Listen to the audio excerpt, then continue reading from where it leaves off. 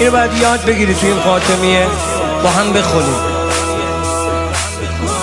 هر جا گیر کردی گرفتار شدی اینو با خودت بخونی دلت آروم میگیره.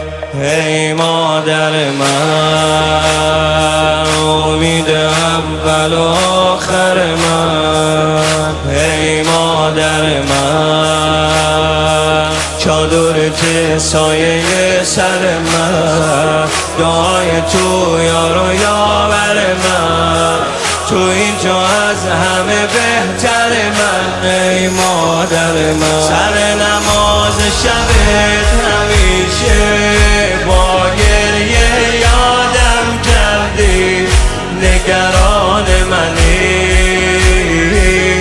هی دنبالم میگردی، ممنونتم من تا ابد مدیونتم. سیدتی زهرا مولاتی زهرا، سیدتی زهرا مولاتی زهرا، تو مادر محترم ساداتی زهرا. صلی علی زهرا نور خدا زهرا، حرز علی ابن ابی طالب یا زهرا، حرز علی ابن ابی طالب یا زهرا. مادرم فاطمه، مادرم فاطمه، مادرم فاطمه.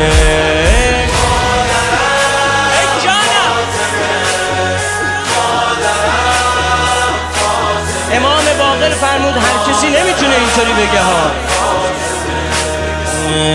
جونم به فدا، چی میشه سر بذارم روی پات، قربون اون پای زخمیت مادر.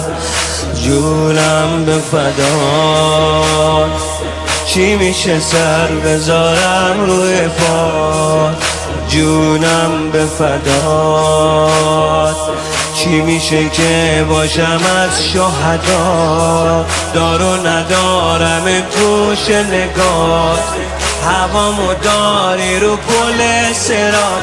جونم به فدات، گوشه چادر تو میگیرم، از سختی آرد میشم، حلالم کن اگه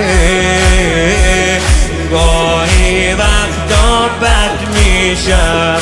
تو مادری من بچتم پس میگذری.